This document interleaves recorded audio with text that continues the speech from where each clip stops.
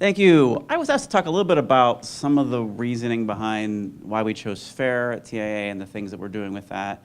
And I thought I'd leverage some of the slides I presented last year at RSA. I talked a little bit about some of the case studies, broadly the things that we're doing. But for our audience here today, focus really specifically on the FAIR aspect of that.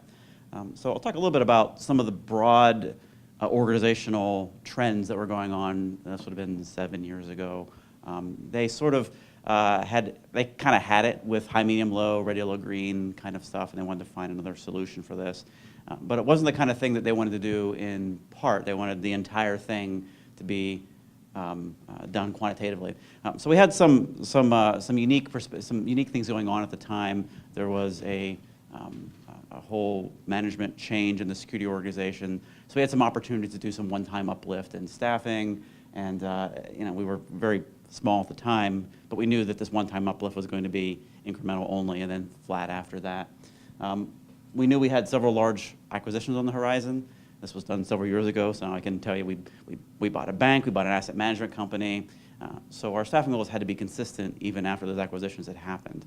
So whatever solution we came up with had to be able to scale really well with the staff that we had. This is the big one here, and I'll give you a little bit of update for those that may have saw the presentation last year about how this has evolved even then. But there was an operational risk framework that was growing up at the same time that the cyber risk framework was being developed. And as a result, there was a lot of pressure on just use our high, medium, low stuff and don't worry about the quantitative stuff.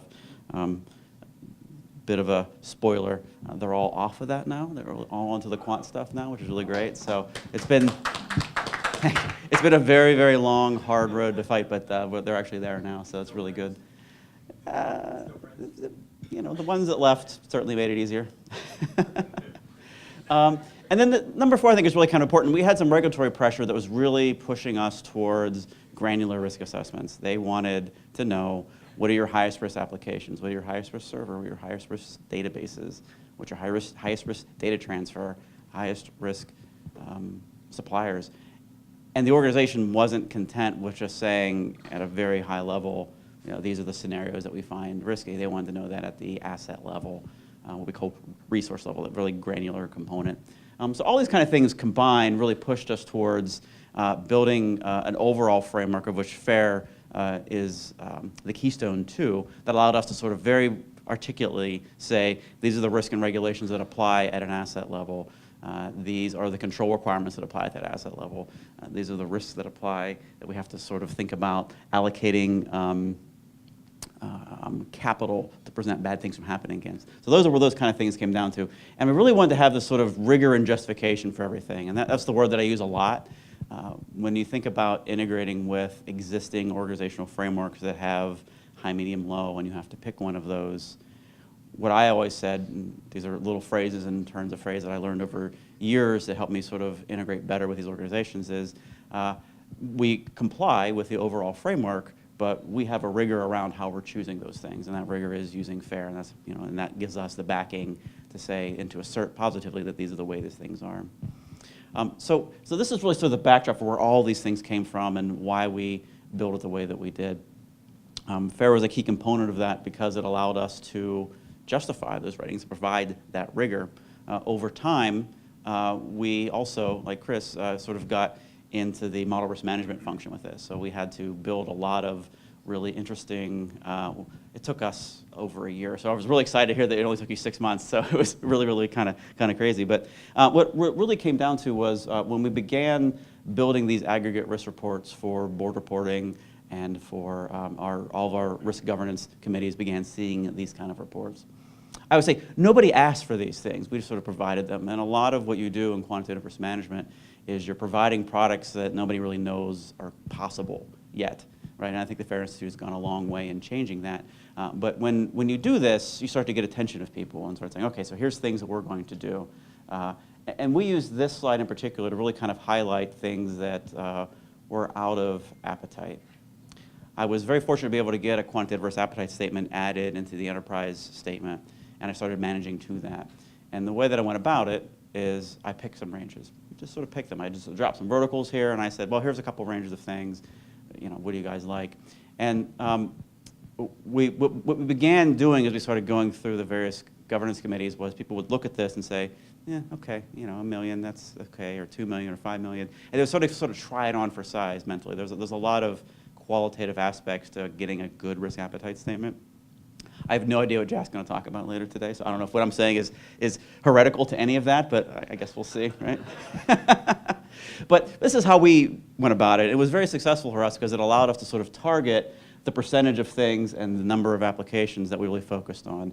This is a really big theme in our organization is what are the top things to work on? We have lots of really clever phrases like the big rocks that we have to work on, like things like that. So you know, what are the top things we have to work on? And of all the really critical things, what are the most critical things we have to work on? So those are problem spaces that we're trying to solve, and FAIR is critical in doing that. But when you start showing boards and governance committees these kinds of things, you definitely get the attention of model risk management, and they want you to sort of validate these things. So, and that's why we went through this process. What I can tell you is that the people that they bring in to do this, and in our case we hired an external group to do this for us, they're very familiar with these methods. They're common, they're in use throughout the industry in lots of different kinds of ways. In our experience, they weren't familiar with applying them to the cyber risk space. That's where the FAIR Institute is unique in doing that. But walking them through that methodology was pretty straightforward because they were familiar with a lot of the terms, a lot of the use cases that we're using for. SME estimates are all over the place in very sophisticated quantitative models, so that wasn't foreign to them. I think it's sometimes we trip over ourselves in cybersecurity thinking that we have to have these really quantified, data-driven kind of things, but the reality is SME estimates work really well most of the time, and the places where they don't, we typically have some pretty good data to do that with. So that worked really, really well.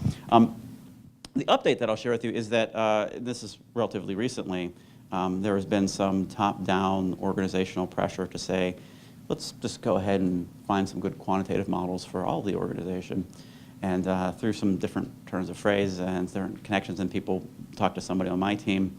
One of the guys that works for me named Gary was talking to somebody, and he's like, hey, yeah, we're really trying to find a quant model for cyber. What do you think? And Gary said, yeah, I think we got that wrapped up for you here. So, so I had the opportunity to present to them about that, and one of the things that they were really impressed with was that what they were conceiving would be a good way to go about doing this for all of operational risk.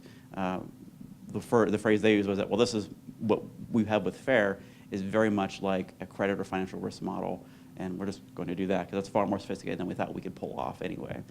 So I think that speaks volumes about the benefit that FAIR can bring to your organization and the benefit that you as security leaders can have getting a seat at the table alongside the other parts of the business that are already driving value through very sophisticated modeling. So FAIR does a really good job of doing that. So 3 things, real short stuff. Look for the quick wins. So where I am now is 7 years into a journey, and where I was when I started was very, very different.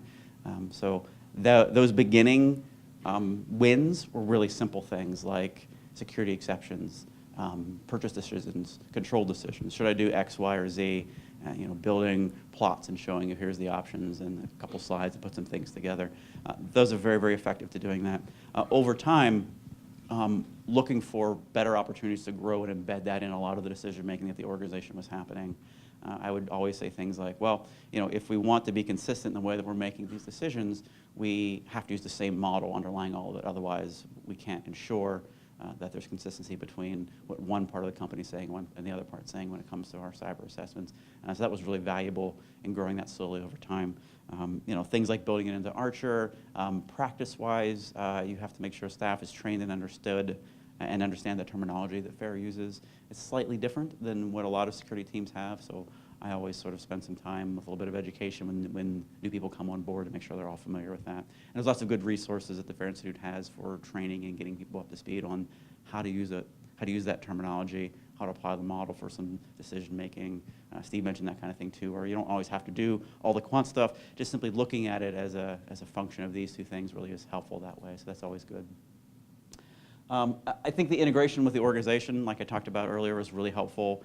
Anytime that you're asked to rate something on an existing enterprise scale, applying that discipline and that rigor of FAIR to the same scenario to come up with that same rating is good. We had some, it was not all beer and Skittles, as they like to say. There were some troubles along the way, and you have to learn a little bit of how to sort of think and talk like a quantitative risk assessment person. So when a lot of times there was arguments around, well, gee, I don't know that this is the right model for this. And I said, well, what's the model everybody else is using to pick from high, medium, low? And the answer is they weren't. They were just sort of using their unaided mental model to pick something. So my argument back was always, well, when these other people are building a better model than that, then we can have a conversation. But for now, we're going to use this because it's rigorous, it's vetted, and what the benefit you might have starting out on this journey now that I didn't have years ago was that there's a lot more industry investment in FAIR now than there was a decade ago. So we have major standards bodies, we have major institutions investing in it and using it for the things that they're doing, and those are always very valuable in trying to justify to organizations that we should also do this. So kudos to the FAIR FAIR Institute for their win today. I think I spent a lot of time volunteering with ISACA, and I agree. I think the impact that the FAIR Institute has had on the industry is phenomenal and without equal. So congratulations to them. So that's my 3 things, right? Thank you.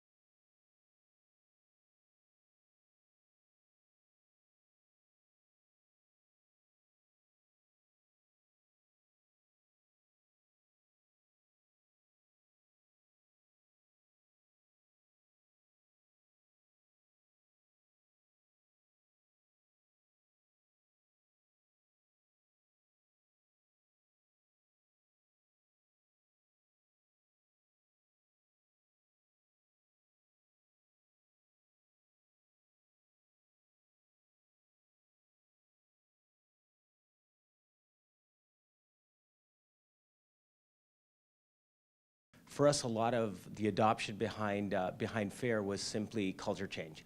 So about 4 years ago, we sat down, we said, what would the future of the security program need to look like for us to really feel like we're being successful? And we came up with 4 different traits that we wanted to be embedded in our everyday decision-making, everyday thinking, just being part of our DNA. And one of the things we said was we wanted a risk-based program. So we knew at the time we had a compliance-based program. We just knew we wanted a risk-based program. And then people asked me, Omar, what does that mean? And I said, I don't know, but I want it. They said, but you've got to define it. If you want everyone to be behaving in a risk-based manner, like you've got to tell them what that means. And I said, I really don't know. It just feels like the right thing to say. It's like world peace. I know I want it. I'm not sure how to achieve it. And so I sent the team on a research project, and I said, go figure this out. Go look at all the different risk models and help us figure out which one we want to pick. And they walked me through it, and they came up with a nice scorecard and reviewed all of them and gave me a deep dive on several of them. And I'll be honest, the only one that I could actually understand was FAIR. So I was like, these other ones might be a whole lot better, but I don't even know what they mean, and it feels like I'd have to spend a lot of time trying to figure it out. So let's just go with FAIR and see how it works. And a year later, we took a closer look, and we were like, this works. And then we pretty much we made it a requirement for anyone that wants to be a manager in my organization. They actually have to be FAIR certified. And the idea was really simple. If we were truly going to change our culture and be risk-based, cultures are defined more by language than probably anything else, maybe except food. And we couldn't figure out a food-based approach to risk, so we figured we'd at least take a language-based approach to risk, and FAIR felt like it gave us the taxonomy and we could speak the language, and I think one of the speakers said so. Like for us, our adoption of FAIR actually was not about quantifying risk. It was simply about how do we speak a language that allows us to all work together and be a more cohesive security team. Thank you. All right, so gentlemen, if you would like to take some seats up here, we are going to run through this. Jack, if you want to make any introductory remarks or any notes before we get started. Sure, just very quickly, again, thanking everyone for taking time in your early morning to walk through the rain and join us. I hope you're finding this to be worth it, and we certainly appreciate it. And you know, I can't thank these folks enough for all that they've done over the years, both in sort of being thought leaders and stepping up to take a leap of faith in some respects in adopting FAIR and supporting FAIR, when at that time in the industry it was a little riskier to do that, because it wasn't human beings tend to be herd following critters, and so for many years applying FAIR or adopting FAIR ran against the herd, but that's changing in a very serious way. But it's people like this that make that possible, right? They're the ones that have the courage to forge ahead. So let's pick their brains a little bit more. I can dive in with questions for them to answer, or we can open it up to you. If you have questions, there's a hand right there, so let's go straight there, please. The other Jack, when you were talking, you had the $1, was that really $1, or was that 1M, or the $1 for the LEC curve? Right. So the dollar indicators on that slide were anonymized, so I could present it. That's company confidential kind of stuff. So yes, it was not $1 over risk appetite. Yes, of course.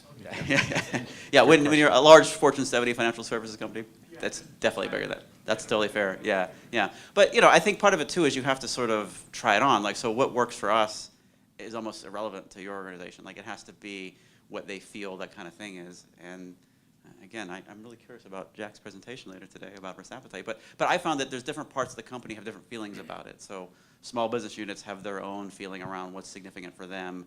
You know, but what would move the needle in an overall organizational loss is usually significantly larger than that. So you have to sort of sometimes define multiple layers of appetite to drive the right behaviors in the organization. Super. Other questions? This is kind of a general question. Where does risk transfer fit into a risk management framework in addition to risk mitigation? So I'll repeat the question. Where does risk transfer fit within sort of the risk management, measurement, and management continuum? So when I first learned about cyber insurance, I came home and I said to my wife, the CISO thing is going to be a whole lot easier than I thought. You still feel that way? No, Okay. it definitely helps. It feels like you have a cushion, and you just have to make sure you're keeping track of how much of the risk you're deciding to transfer, and be sort of methodical and deliberate about it. There are some people that they're like, well, I have cyber insurance, so I don't have to do anything. Well, that's like saying I have car insurance, I don't need to wear a seatbelt. Right? You still have to have a good security program. You still, your car insurance is there for a good reason, but it sort of is there as a last resort, because even if your car insurance pays for everything, it's not going to make your back feel better from that whiplash. You're still going to have things that no matter how much money and how much insurance you have, you're still going to have impact of any incident that's not going to be covered by insurance. But the purpose of the insurance is to make sure that if something serves almost as an existential threat to your very existence, you can at least lessen that to say, you know what, it'll still be painful, but we'll get through it and we'll recover. At least in my organization, what we've seen is that risk transfer doesn't really exist for us. Like, our tail risks are so significant that cyber insurance doesn't cover it. And so it would be us self-funding or getting a little bit of money back for some type of incidents that are in the middle. So, like, to me, the cyber insurance has become a checkbox, that we can tell our board, yes, we have cyber insurance. We can tell a regulator we have cyber insurance. But in practice, I don't think it's going to do anything significant if something super bad were to happen. I could share a little bit without getting specific around our decision-making around that, but there's a lot of discussion that we had around that premium investment annually and how much better that might be if we just invested in this security program to improve control states. So there's this sort of trade-off discussion that we've been having. It helps where, our bond rating's really good. We're very highly capitalized, so we're not super worried about that kind of thing. But at the same time, when it gets to tail risk kind of stuff, there is concern around that at the 99th percentile, what those bad things could possibly be. So it helps. So that's one of the things that Think Fair helps with, is sort of giving you a sense of what your common loss scenarios might play out to be, and then what those really bad ones might play out to be. And you're going to have different decision-making opportunities along that curve to do different types of things. So I think, I always say that, no organization invests the money they do in their security program because of the median risk. They're really investing it because of that tail risk. And that's where, most of the organizational efforts are really designed around preventing the really bad things from happening. And sometimes the further out on that fat tail you go, you need to really kind of think about, could you really absorb that kind of impact or not? But I think what other folks said was very, very true. In the end, the risk is always yours. It's just around, you're going to pay that out. It's no different than the decision-making you make around deductibles for homeowners insurance or car insurance. It's the same kind of thing. How much can you absorb, but not necessarily the same as saying that you're absolved of all impact of that risk. Great question. Yes, sir.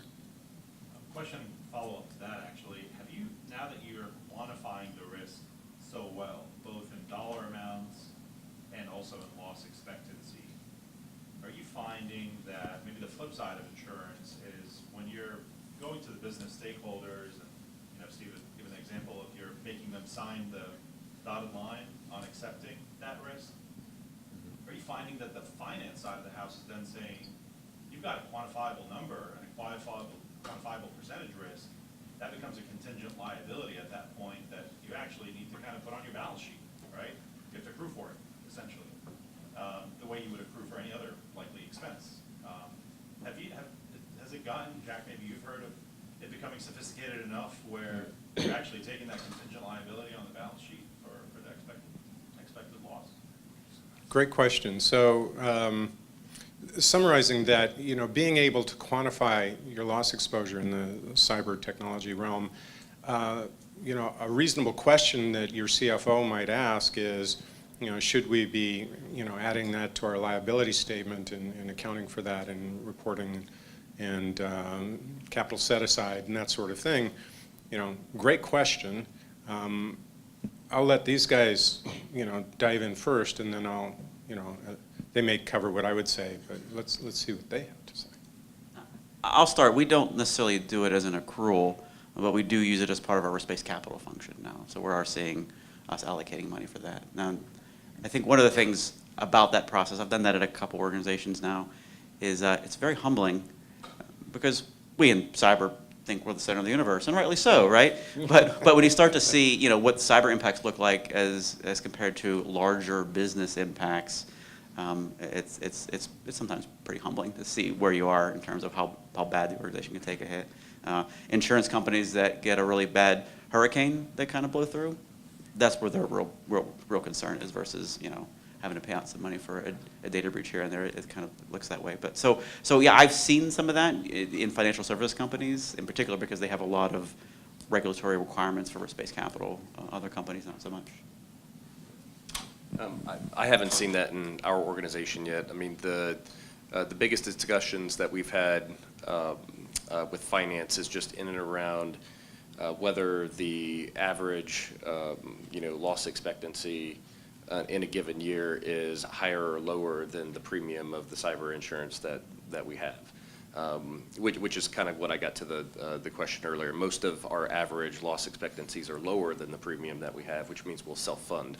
But they're not the sophistication of putting that on the balance sheet. It's not something that we've gotten into. And similarly, I mean, our business is very much focused on, those lost assets as part of our mortgage book around, all the different types of natural disasters that we've had in the last year. Those are way bigger hits, fires in California, hurricanes.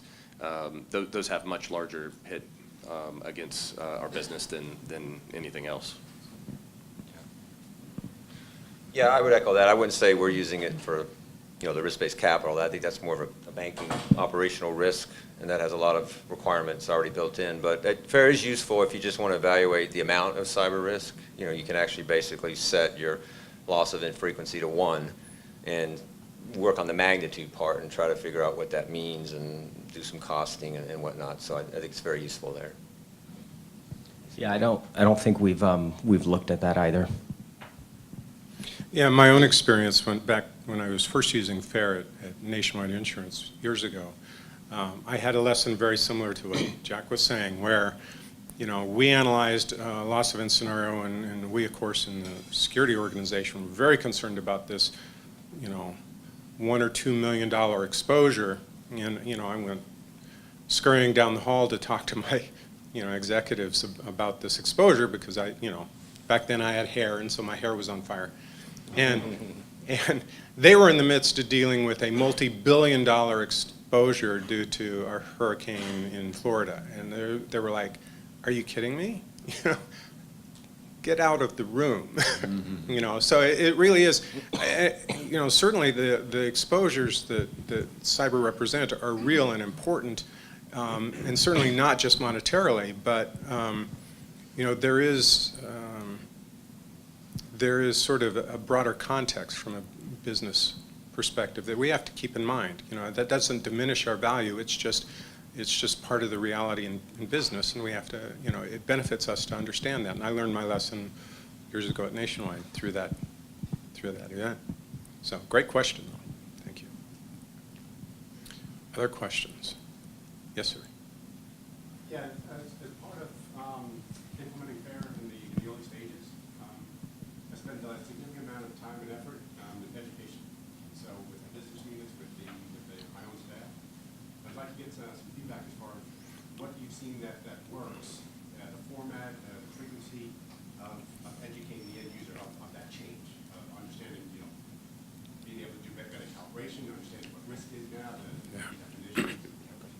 A great question, so I'll rephrase so people in the back can hear. It's really about, especially in the early days of adoption, education awareness is a huge component of whether you're successful or not and how much pain you go through. And are there ways to educate stakeholders and other people who would be involved and affected by FAIR in a way that can make that process more successful and less painful? Is that a reasonable summary? So What's your experience been, folks? Yeah, I think a range is in order. I mean, I've organized the virtual training that was maybe a 5-day, a 4-day, couple hours a day with a professional, and they would do the calibration and talk about what is risk and break it out and do a couple practice simulations. And then we've had executive level sessions when I had Jack come in and actually target for a couple hours and really get to the point, get what it meant at that level, the benefits. And then personally, I like to do the calibration with like a company trivia and, create some questions like what year did the company go public, or how many employees do you have, or, that sort of thing. And it kind of gets people really interested, and you'd be surprised at how overconfident people can be with that. It always comes down to about half right, even though you give them as bigger range as they want. For some reason, people like to narrow it in, and they miss it. So that's always a fun exercise. And everywhere I go, I like to kind of, if I'm speaking at an event of an association, I kind of look at their website the night before, and when were you founded? How many members? It's always a hoot. So. Yeah, I think Omar talked about this earlier. Some of it's around culture change as well. And something that we're doing this year is being much more specific when we talk about risk. So, common example, we tell somebody to do something and we tell them that it's going to reduce risk. That's it. That's like the bullet point statement. It's going to reduce risk. Well, what kind of risk? And making sure that we're using FAIR's framework as a method of talking about it and being more specific about the kind of risk that we're reducing. So being specific in the sense of, hey, we're going to do this project. The reason we're doing it is it's going to reduce risk by increasing the control strength and lowering our loss expectancy by X kind of thing.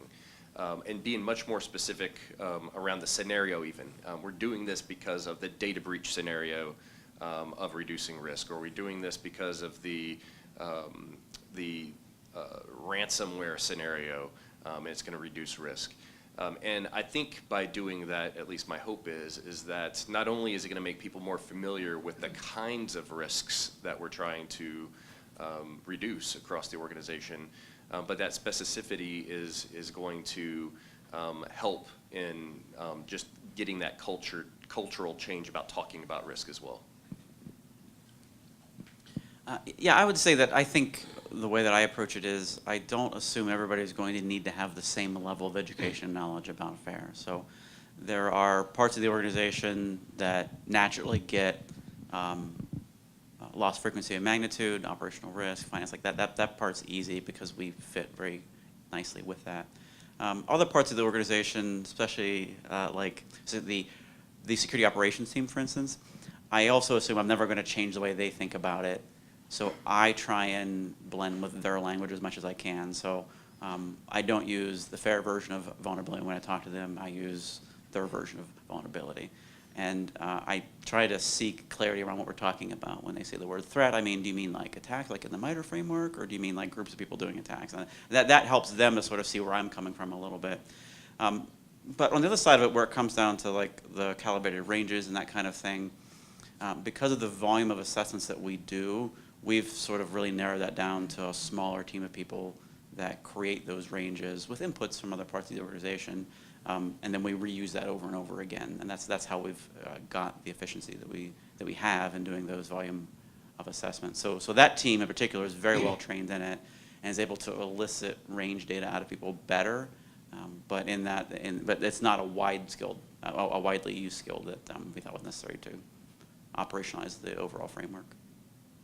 So I'll add a couple of things. So for one thing, we have a requirement on my team is if we are doing a dedicated session, a training session for the security team where we're bringing in someone and they're going to be training the security team, whether it's the CISSP, if it's FAIR, if it's SANS, or any of those, the requirement of my team is at least 15% of those participants have to be from outside the security team.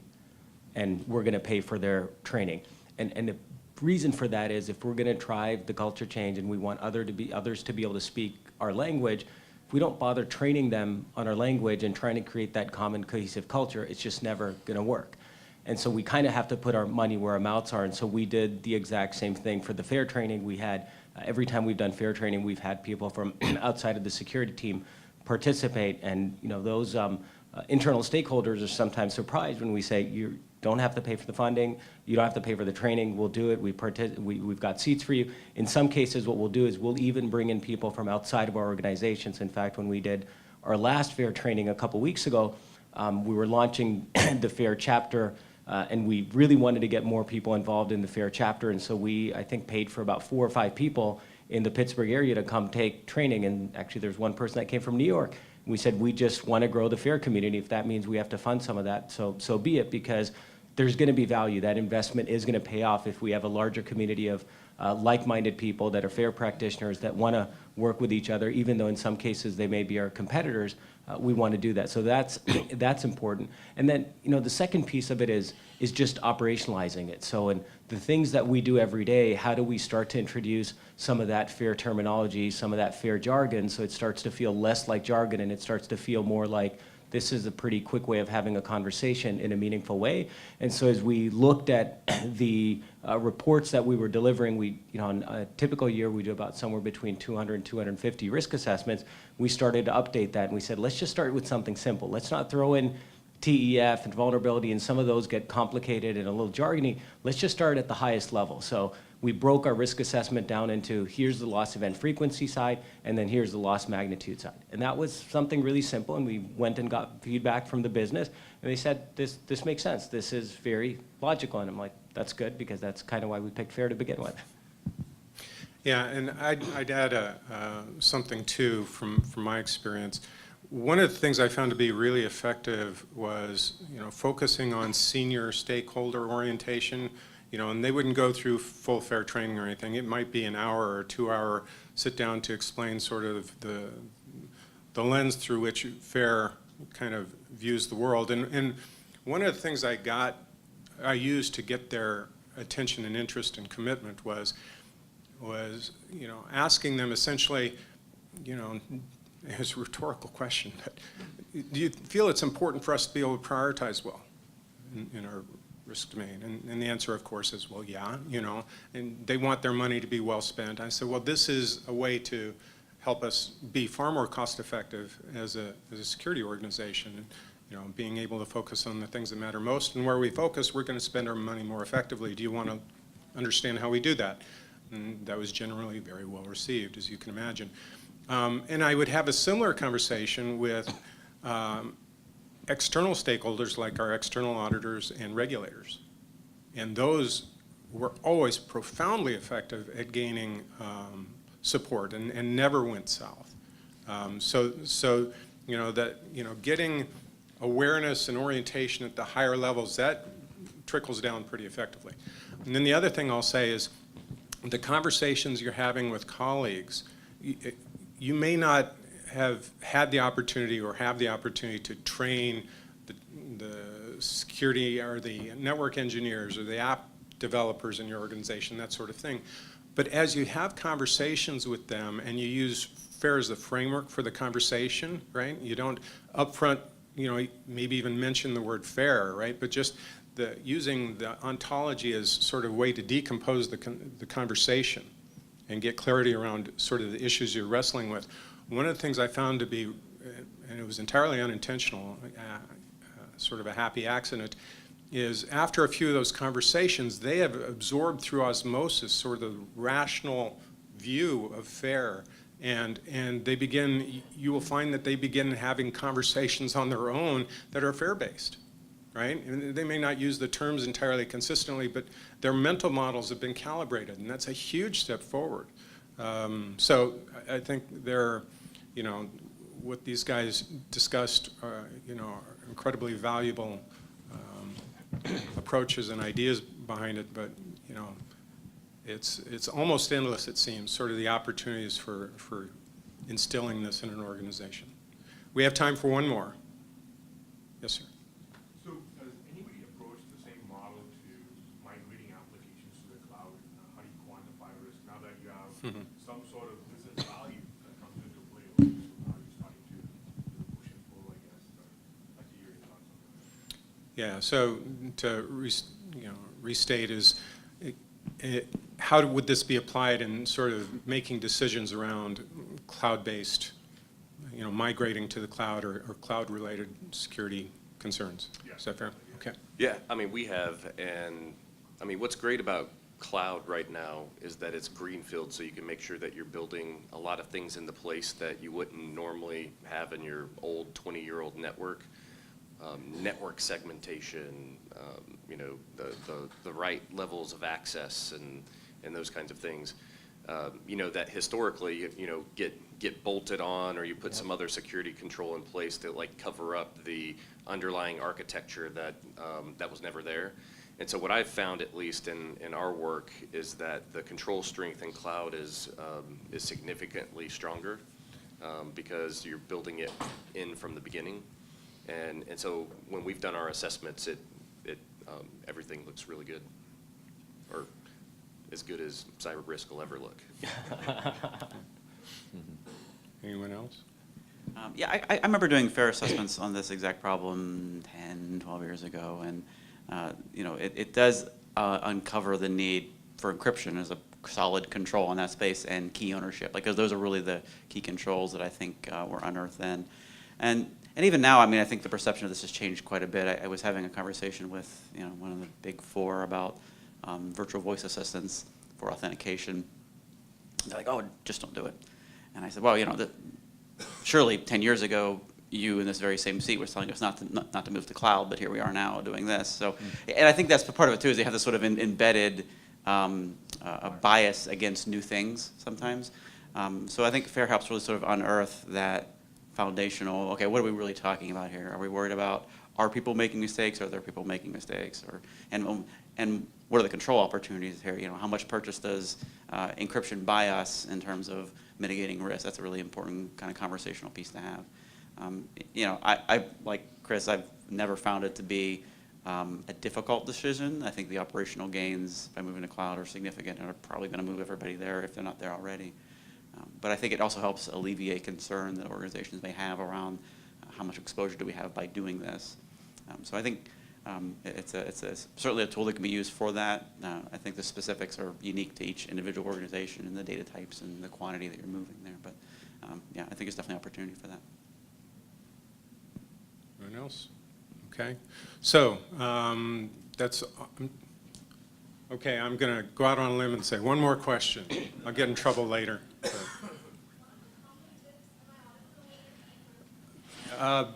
Barely. One of the common tips that most of you shared in your adoption journey to FAIR was start with quick wins. What advice would you give to organizations on how do we identify where those quick wins are? Great question. So everybody up here has kind of agreed quick wins is the way to start, show success early. So what are good ways for identifying what those quick wins are? And I'll turn this over to them in a second. So the adoption guide, have you seen the adoption guide for FAIR? Talked about that a little bit in there, but it'd be interesting to see what these guys would say. I think one of my favorite quick win stories, and as a result, the advice I'd offer is the clout that the person who's making the decision has. So there was one particular technology executive who has a lot of clout in the organization, and I found myself on a call with him with some slides that I built, with some control options, and they hadn't seen the slide yet, and it was a very passionate discussion going on around which choice we should make, and it was set up as a either-or kind of solution, like either we don't do any controls or we do all these controls, and that's just not going to work, Jack.